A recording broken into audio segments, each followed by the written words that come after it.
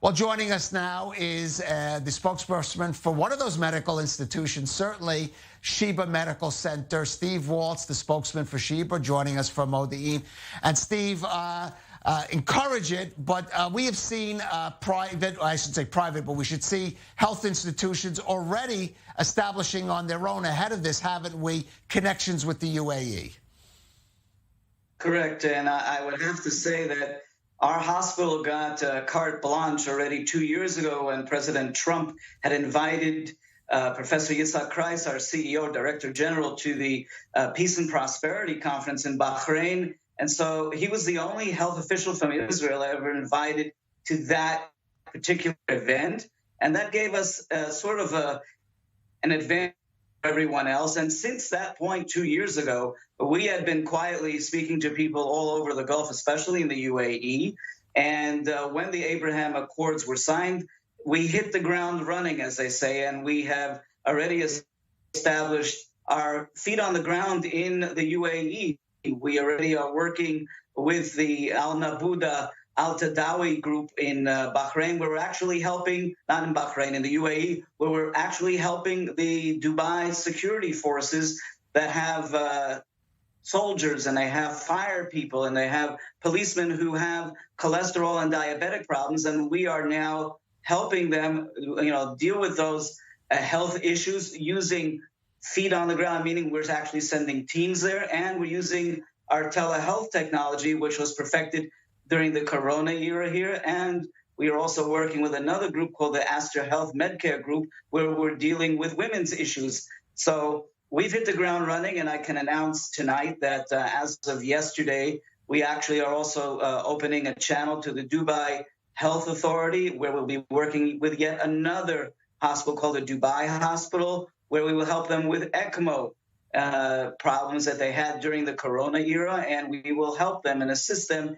in any way we can. And that's just the beginning. Well, that's just the beginning, Steve. So let's look a little beyond that. Of course, when you have the governments and the health ministries or health departments, ramping up their cooperation, that certainly will be helped. Where does Sheba see some of the areas of cooperation going forward, more longer term, between Israel and the UAE? Well, I believe that the fact that Israel is a startup nation and medical health innovation is one of the great assets of this country. And Sheba has been doing a lot of work with our ARC Innovation Center with new digital health technologies that will eventually revolutionize the health industry, not just in the Gulf, but around the world. And we are talking to other nations around the world.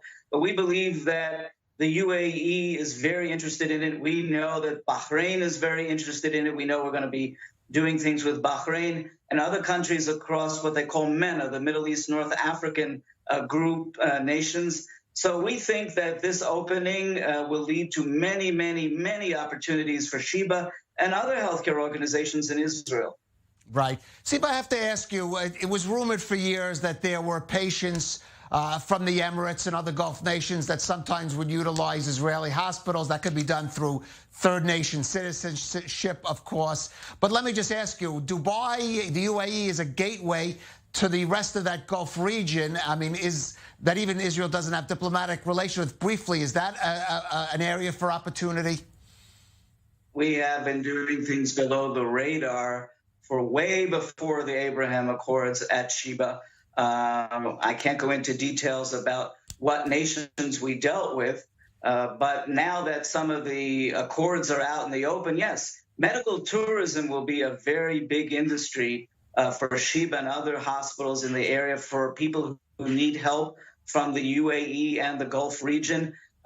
Israel is a country that is able to do medical tourism far cheaper than the United States and other Western countries. We're able to do a lot more with a lot less budget. As you know, that we are operating with budgets that are far less than the United States of America or the UK. So because we are able to do less with more with high-end medical technology and high-end medical professionals, this will be definitely an avenue for business for the hospital. We'll have to end there. Steve Waltz of Sheba Medical Center, thank you for joining us.